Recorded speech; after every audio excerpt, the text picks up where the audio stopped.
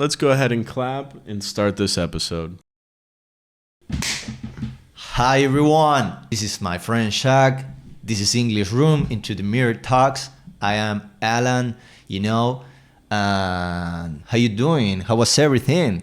Everything has been really good, man. Thank you for asking. I was away for vacation, which we can talk about later if you'd like, but everything is going very well. I feel so good to be back home in the beautiful city of Buenos Aires, in the beautiful country of Argentina. And for those of you that don't know, which is probably everybody, I went to New York, San Francisco, and Sacramento. Which is your house? I'm from Sacramento. It's my home, yes. My family lives there. I have also family in San Francisco. But New York was incredible. It was a very cool experience. We went there for New Year's. We saw a Broadway show. We went to Chinatown. We went to Little Italy. We ate at Peter Luger. It was fantastic. Peter Luger? Yeah, it's a steakhouse. Steakhouse? It's a German steakhouse. How was it? It was fantastic. But what I will say is I just had some barbecue with my in-laws, and that blew Peter Luger out of the water, okay? So it doesn't even compare. I mean, Sergio is way better than Peter Luger, but it was still good. For the U.S., it was good steak, okay? They also have a slice of bacon, like thick cut bacon. Delicious, dude. So good. So do you want to share with us some highlights about your trip?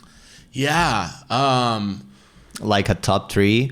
We love top 3. Yeah, let's do a top 3. So number 1 is going to be San Francisco with my aunt and uncle and my cousin, okay? Number 2 is going to be Christmas with my whole family in Sacramento. And number 3 would be New Year's in New York. New York. Concrete jungle, what dreams are made of. What is the important thing in the communication? Just communication.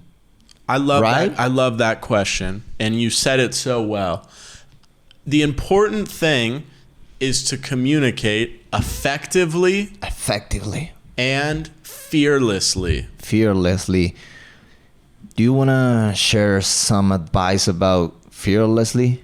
Yeah. Fearlessly, because we get in our own way and we become a hindrance to ourselves. And this is a real problem when we're trying to speak, right? You can remember taking a test when you feel relaxed and taking a test when you feel nervous. Yeah, of course. Which one do you do better on? You have a point, dude. You have a point, because the feeling is such an important thing. How do you handle that feeling your future? Because if you became open with that feeling, you accept that feeling and just try to breathe and share with other people okay, I'm nervous, right? Yeah. Because I have many thoughts in my mind, and I'm struggling with certain things like my own pressure, and everything is okay, and try to be focused in the other way. Like, for example, have you been? Yeah. Tell me something, and try to focus in your words, because I need to out of me. Yeah. Because that feeling of stuck, I feel more stuck than our first episode. So the common sense had to say, okay, you of course are better. Why you feel less?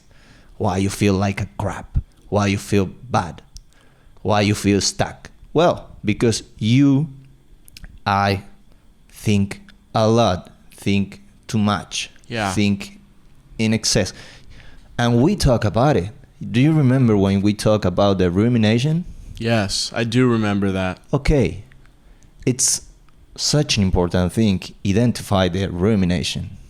You're so right. And I feel better right now after spelling that. Yeah. And I think your point that you made, which is so beautifully put and also so important, is getting outside of yourself, okay?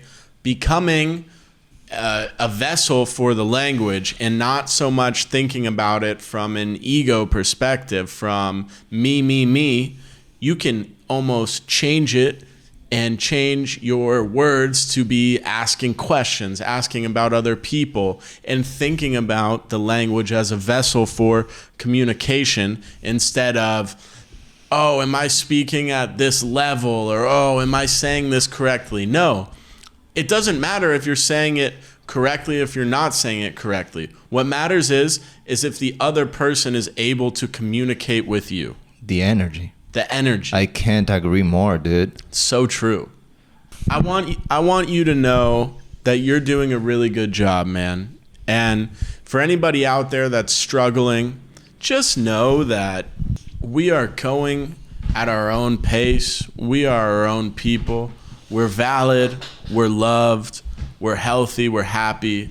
And 2026 is going to be a phenomenal year for us. If you're looking to learn English in 2026, you can do it. But it's like you said, Alan, it's about your energy. I really do this for fun. And I don't want to forget this. Because I really enjoy. Right now, I have been watching series in English without subtitles, which is awesome for me, which was one of the most important goals in the last 10 years in my life. I really want to understand English, understand. And now I understand a lot English. I had to be grateful with that. But what's going on? I want to speak better. I'm better. I want to be C1. I want to speak like you. I want to speak like whoever born in the United States.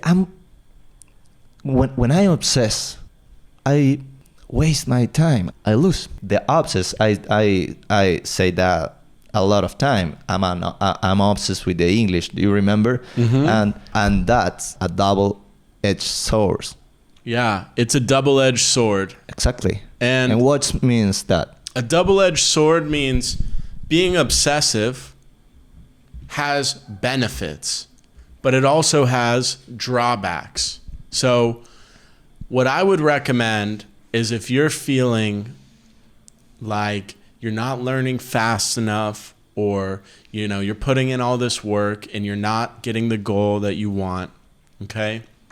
What I would recommend is leaning in to the work ethic side of being obsessive. I would continue to work and I would try my best to mitigate the negative voice in my head that comes along with being obsessive. That voice that tells me that I'm not good enough. And that's what we need to get rid of to accomplish our goal, which is to speak effectively and fearlessly.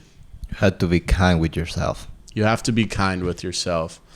I really enjoyed this episode, dude. Yeah, it was great. We changed the game. Yeah, we changed the game. This is our 7th experiment, which is English Room into the Mirror Talks.